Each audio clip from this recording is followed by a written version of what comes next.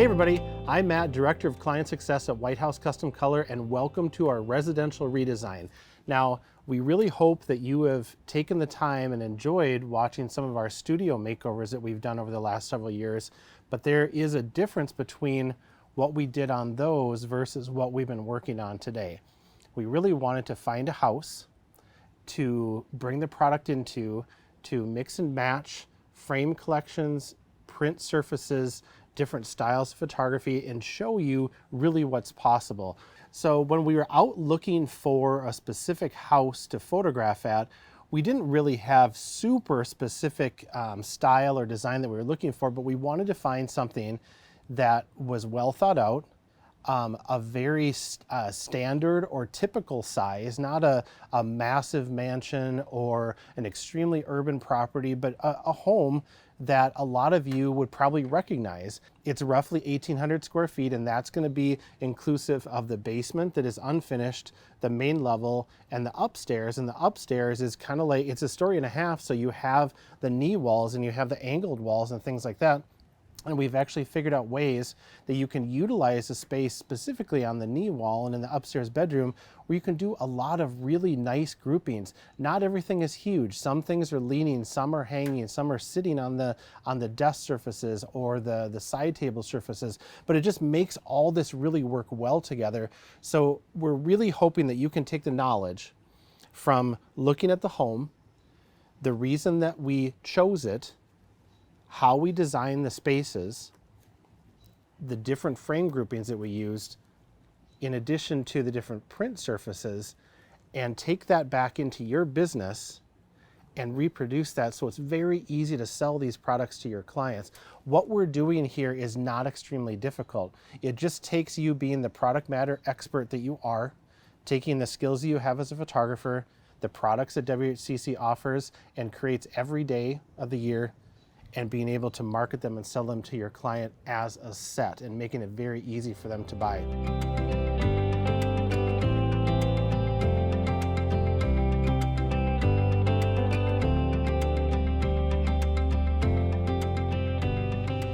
As a photographer, as you're doing sales for clients, most of the time, I would say probably a very high percentage of the time, when you're designing and selling pieces to a client, the living room is going to be the primary focus. So you're going to have a lot of shapes and sizes and designs and furniture and all the stuff in living rooms.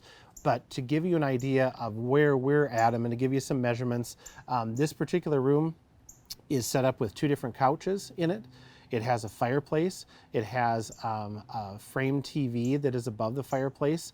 It's very, very well designed, but it's a small space. So to put it in perspective for you, the overall room is only 155 square feet.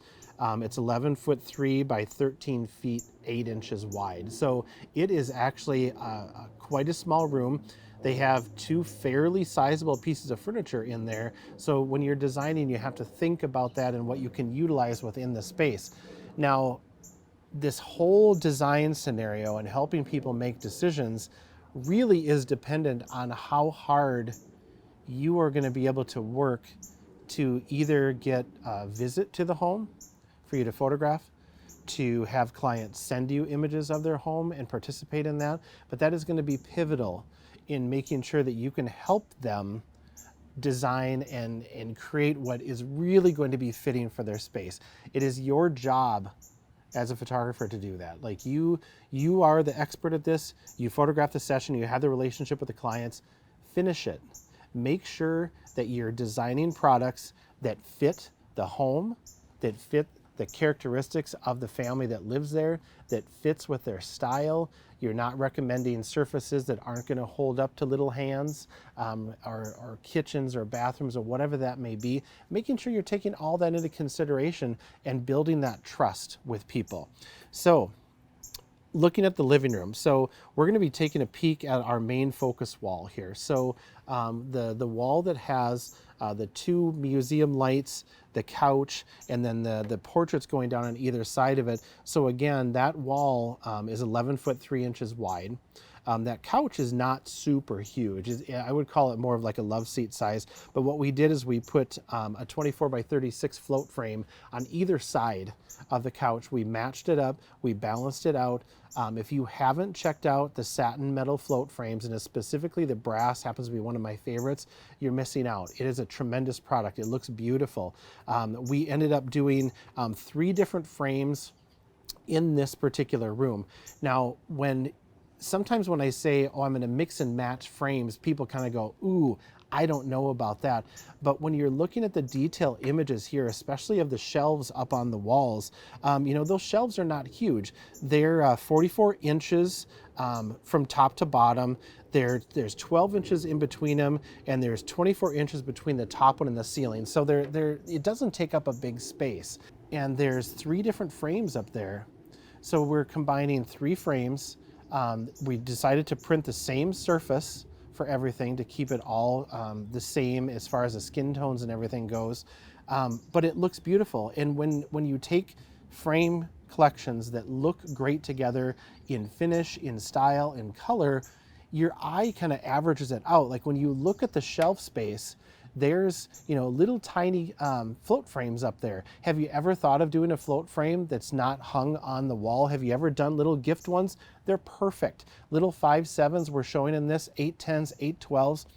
They work perfect for a desk, for something just to sit. They'll balance on their own. It really is a great opportunity to do a more expensive or higher level gift print for a grandparent or for, you know, whoever might want that from a session that you're doing. But again, focusing on, you know, this is not a big room, and we put 2 large portraits, plus we have multiple prints up on those shelves. There's 4 up on the top and then 2 on the bottom. The 2 were from a previous session. We did them in black and white. It was before the second child was born, but it's fine. Don't stress about making sure that everything has to match all the time. Just because somebody says, I want a gold frame or I want a black frame, it doesn't mean that you can't mix and match and start playing with those different sizes, shapes, molding designs, multiple sessions potentially. There's a big push for gallery walls, and we're going to talk about that upstairs. But let yourself play, but do it in a prepared manner, so when you're showing your clients, they're like, wow, this is incredible. I could see this in my house, and now that I've seen it, I want it. Okay, that's going to be the common tone for today. We hope you've enjoyed seeing the living room. Again, it is 155 square feet, not huge, 2 large portraits, 3 different frames. I think there's 8 pieces total in this space, and 8 pieces finished like that at a retail level for a professional photographer is a really, really nice order. Plus, when your clients put that in their home and they have people over, they're gonna see that and they're gonna be like, wow, this is incredible. What designer did you use? And they'll say, my photographer did it for me. So that's what we're trying to do here, to make your life as a designer, as a photographer, much easier and much more efficient, to get people to buy in multiples and let you play with your creativity for the different styles of the frames and all these different fun frame sets and groupings that we're putting together.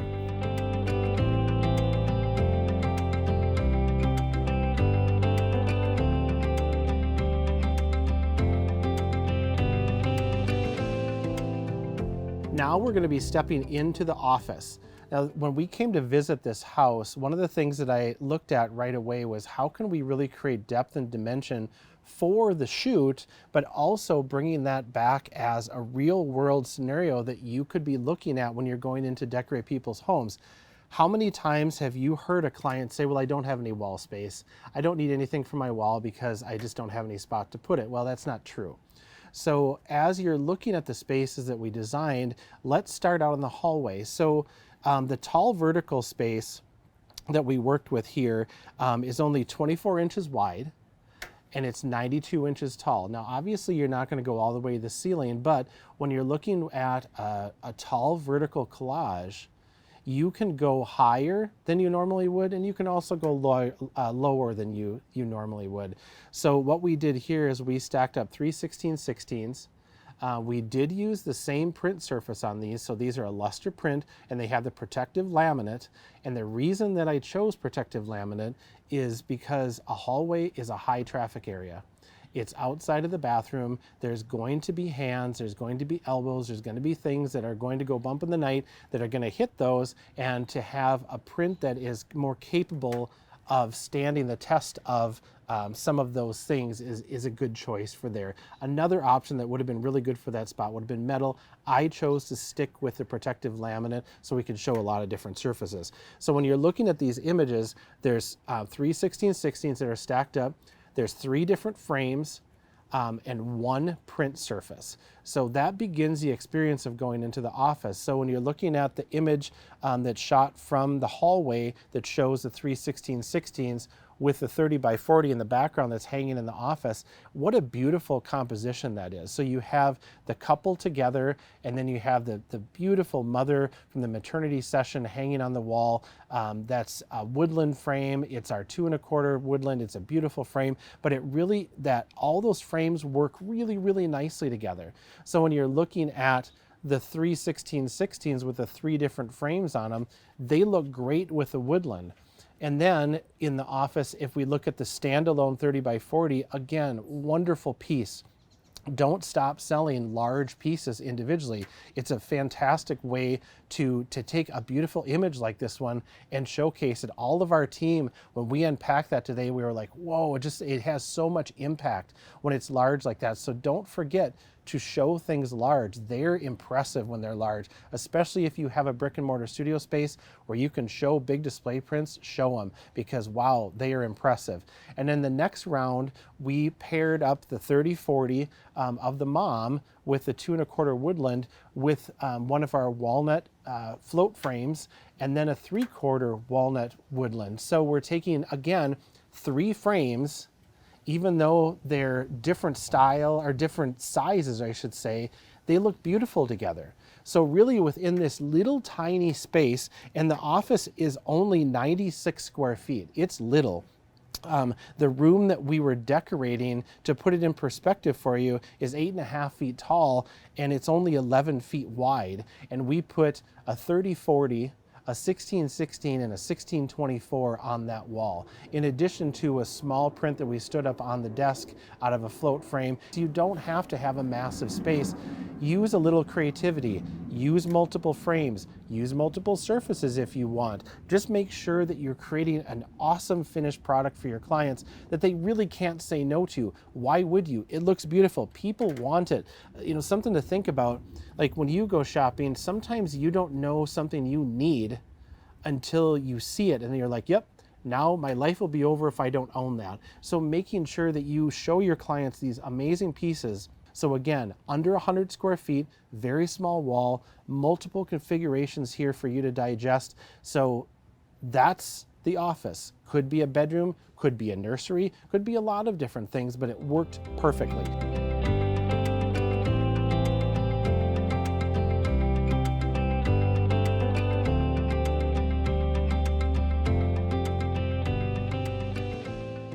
I think sometimes gallery walls can strike fear into people.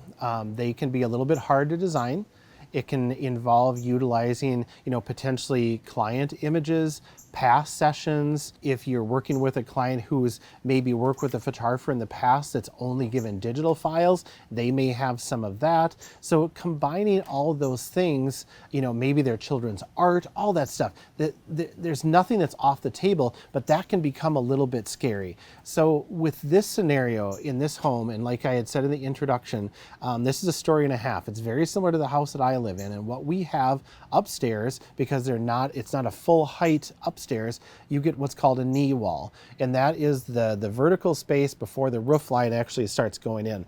Now normally in air quotes, a knee wall is really wasted space. You really can't do much with it. Well, in this particular home, what we decided to do was take a portion of the knee wall at the top of the steps and create a really cool gallery wall. So this was really fun to do, and it involved the team in figuring out different imagery and some graphic design and frames. But overall, what you're seeing in front of you, and I got to put my glasses on so I make sure and read this correctly. So this is utilizing 71 inches of horizontal width. from the floor to where the ceiling starts to tip in is 55 inches tall. So you're really only utilizing 71 inches by 55 tall. And within that, we have 7 different frames total, 2 of which are float frames. And there are 7 different print surfaces in there. Now, I know you're not going to remember all of this, but when you're looking at it, would you ever have guessed that there were 7 different print surfaces? And look at how well everything goes together. There is fine art paper, there are metal prints in there, there's canvas in there, there's deep matte photo paper, there's all kinds of different surfaces that have different sheens, that print a little bit differently, that are gonna be a little more flat or a little bit more contrasty. Don't be afraid of those things. That's what makes stuff interesting. When you're looking at gallery walls, if you're looking at those online or looking at designing them for a client, let yourself play around. Listen to them. Let them suggest to you, oh, I have these images that we took on vacation last year. Wonderful. I have some of my children's artwork that I want to frame. Have you photograph and frame? Wonderful. Let's bring that together in with their professional photography and make this wall really interesting to look at. And again, look for small spaces. It does not have to take up a whole living room wall. It can take up 71 inches by 55 inches on a knee wall in an upstairs of a story and a half, which is essentially space that you wouldn't use. So if somebody again comes in and says, well, I don't really have room for anything, maybe this will spark your creativity and you'll say, oh, I have an idea. Tell me about your home. And if it happens to have spaces like this home that we're in today, it's perfect. It is a perfect opportunity. Hang them close together. Use a bunch of different styles of frames, mats, surfaces, acrylic, all the things. Let yourself play. You can design it and show it to them. And once they can visualize it, you will sell it. And again, like I said, 7 pieces of finished product is fantastic. That is a great order. And if they are bringing files to you, if they are bringing artwork to you, if they're bringing graphic design to you, whatever that may be, you're still providing the final product to them. And that provides for really great sales for you, and it provides for great experiences for your clients. And they are going to love it, and they are going to recommend you, no doubt.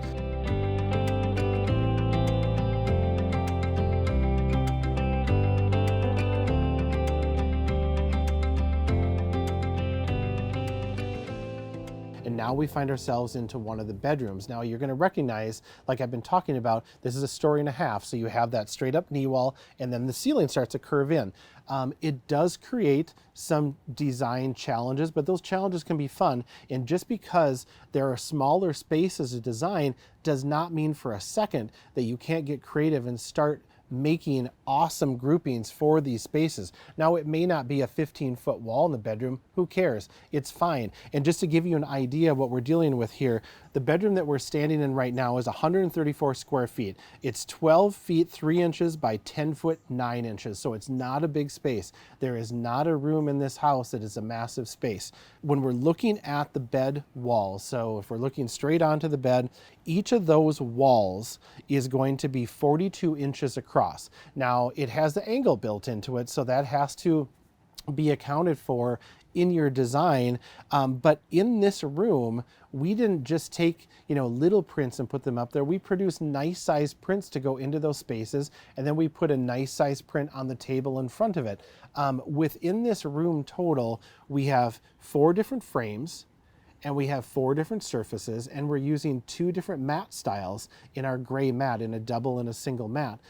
So when you're looking at all this, none of this is all the same. It just all plays really nicely together. You have the white Brimfield in with some of the metal frames. It's a really cool combination of style, sheen, to make it fit perfectly into this bedroom space. So when you're looking at the bedroom wall again, we have the print hanging on the wall. We have the easel prints on the table side. One is canvas, one's metal. And then if you turn around, there's 2 more interesting spaces behind us. And each of those spaces is 48 inches wide on either side of the door.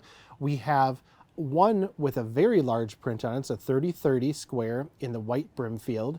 And then on the right-hand side, when you're looking at the image with the lamp in it, we actually stacked up 3 different images there in a couple different frames. So again, just because it's a small tabletop or it's a top of a dresser and it has a bigger lamp on it already, look at what we did with that space. So within here you have 1, 2, 3, 4, 5, 6, 7, you have 8 prints. Again, if you write that order for 8 prints for a bedroom, that is a really good order. And just as you're looking at these images, this is a combination of an engagement session and a wedding. What a wonderful spot to utilize both those sessions than in a bedroom or a master bedroom in a more personal space in the home.